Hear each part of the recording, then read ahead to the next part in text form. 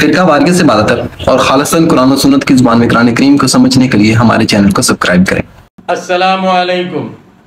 آج انشاءاللہ سورۃ البقرہ کی آیت نمبر 87 پڑھی جائے گی۔ اعوذ باللہ من الشیطان الرجیم، بسم اللہ الرحمن الرحیم۔ وَلَقَدْ آتَيْنَا مُوسَى الْكِتَابَ وَقَفَّيْنَا مِن بَعْدِهِ بِالرُّسُلِ، اور تحقیق یعنی بے شک ہم نے موسیٰ علیہ السلام کو کتاب دی اور ان کے بعد لگاتار رسول بھیجے، ان کے بعد پے در پے ہم نے رسول بھیجے۔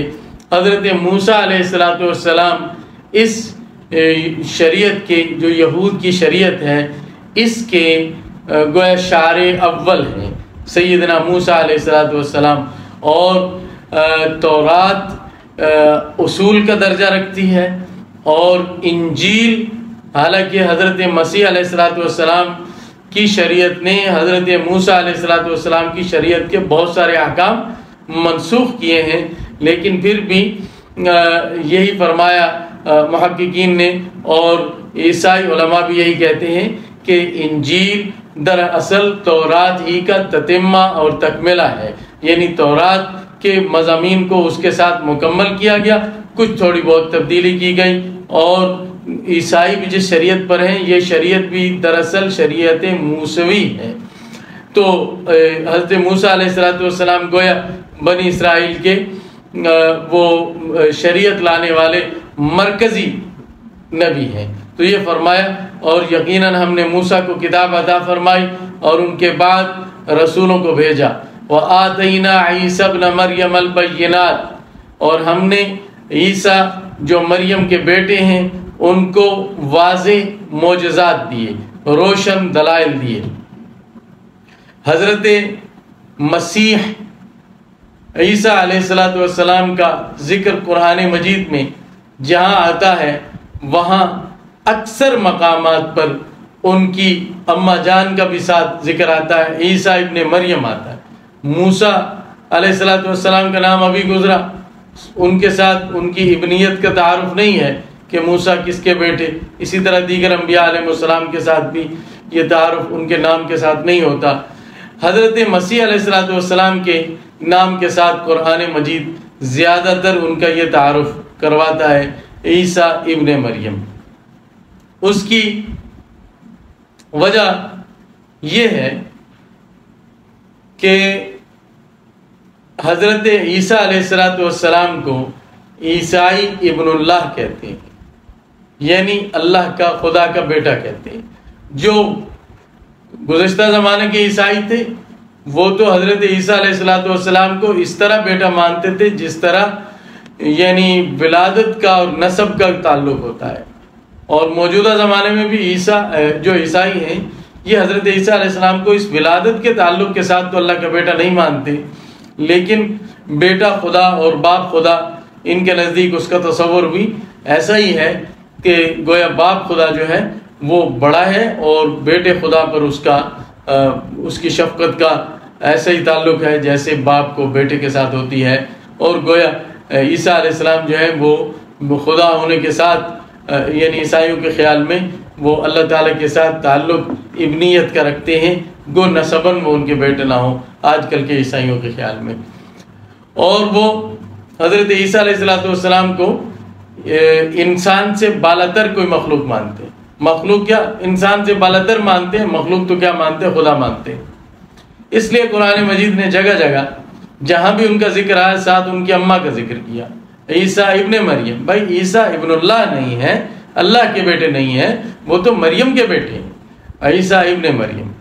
اور یہاں ایک اور بات عرض کرتا چلوں کہ مرزا غلام احمد قادیانی جس نے سن 1901 میں نبوت کا دعویٰ کیا، اس کا دعویٰ بھی اس طرح ہے کہ حضرت عیسیٰ علیہ السلام کا قرب قیامت میں آنے کا ذکر احادیث میں آیا ہے کہ حضرت عیسیٰ علیہ السلام قیامت کے قریب آسمانوں سے اتریں گے، یہ ذکر آتا ہے کہ وہ تشریف لائیں گے۔ اور چونکہ عیسیٰ علیہ السلام نبی بھی ہیں تو مرزا غلام احمد قادیانی کا دعویٰ یہ ہے کہ جو عیسیٰ بنی اسرائیل کے تھے، پیغمبر تھے، وہ وفات پا گئے، ہمارا عقیدہ تو یہ ہے نا کہ وہ آسمانوں پر زندہ اٹھا لیے گئے اور قرب قیامت میں اتریں گے. وہ کہتے ہیں آسمانوں پر نہیں اٹھائے گئے، ان کی وفات ہو گئی اور ان کی قبر کشمیر میں ہے، سری نگر میں، محلہ خانیار میں، اور ایک جگہ کہتا ہے فلسطین میں ہے. باہر کیا وہ کہتا ہے کہ حضرت عیسیٰ علیہ السلام اپنی طبعی عمر پوری کر کے اس دنیا ہی میں فوت ہوئے اور دفن بھی ہوئے. قرب قیامت ایک نبی کے آنے کی پیشین گوئی ہے، اور اگلی بات یہ کرتا ہے کہ وہ میں ہوں. یعنی مرزا غلام احمد قادیانی کا دعویٰ نبوت مسیحیت کے ساتھ ہے. وہ یہ کہتا ہے کہ میں وہ مسیح ہوں جس کا وعدہ کیا گیا وہ قرب قیامت میں آئے گا، اور پھر اس پر بنیاد رکھتا ہے اپنے اس دعوے کی کہ میں اللہ کا نبی بھی ہوں. تو اس بات کی جڑ اس سے ہی کٹ جاتی ہے کہ احادیث میں بھی جہاں جہاں ذکر آیا ہے حضرت عیسیٰ علیہ السلام کا قیامت کے قریب آنے کا، ایک تو نزول کا ذکر آیا کہ عیسیٰ علیہ السلام نزول من السماء، کہ حضرت عیسیٰ علیہ السلام آسمان سے اتریں گے، اور دوسرا عیسیٰ ابن مریم کا لفظ آیا ہے سینزل عیسیٰ ابن مریم فیکم حکما عدلا. حدیث کے الفاظ ہیں کہ عنقریب عیسیٰ ابن مریم تم میں اتریں گے جو فیصلہ کرنے والے ہوں گے اور عادل ہوں گے، حکمران بن کر اتریں گے. مرزا غلام احمد قادیانی نہ آسمان سے اترا، نہ اس کا نام عیسیٰ، نہ اس کی اماں کا نام مریم، اور نہ یہ کبھی حکمران بنا، اور جو اس نے فیصلے کیے اگر کیے بھی کبھی تو وہ عادلانہ نہیں تھے. خیر یہ موضوع اس وقت ہمارا نہیں ہے، اس کے لیے انشاءاللہ الگ سے کسی مجلس میں عرض کریں گے.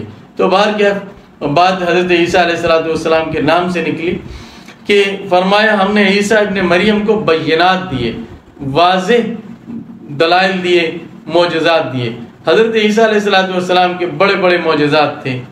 آپ مٹی کا پرندہ بناتے اور اس میں پھونک مارتے، وہ پرندہ بن جاتا، اڑ جاتا، اور پیدائشی نابینا اس کی آنکھوں پر ہاتھ پھیرتے وہ بینا ہو جاتا.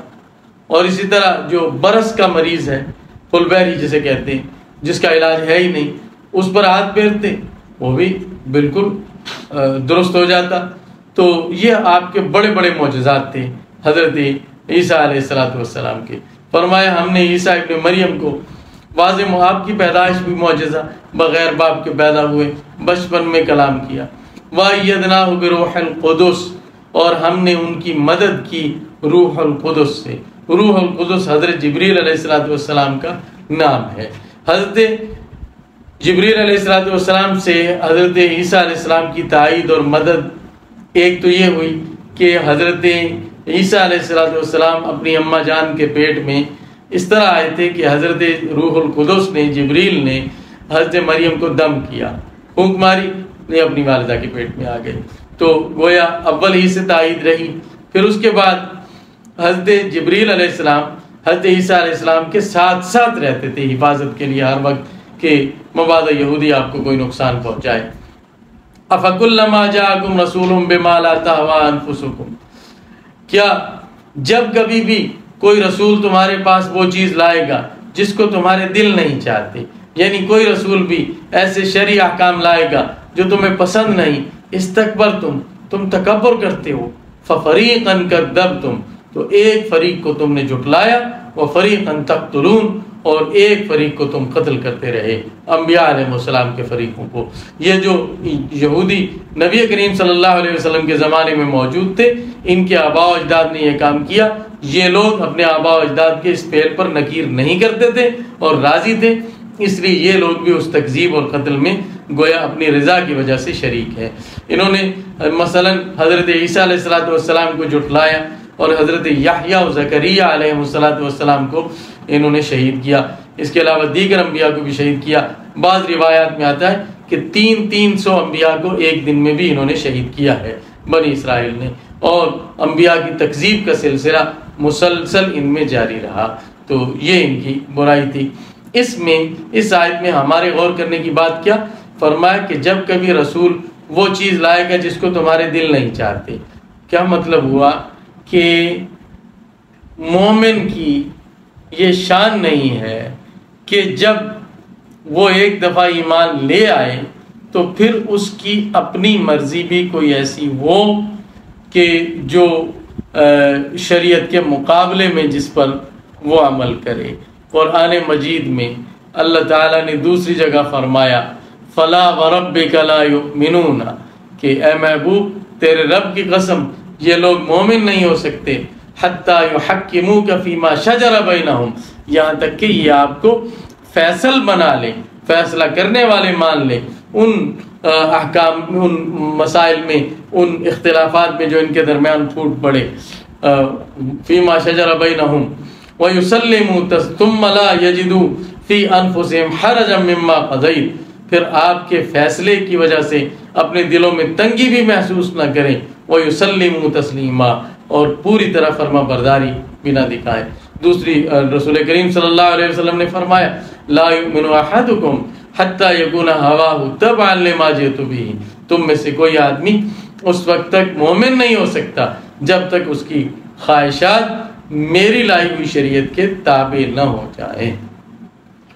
وآخر دعوانا الحمد للہ رب العالمین۔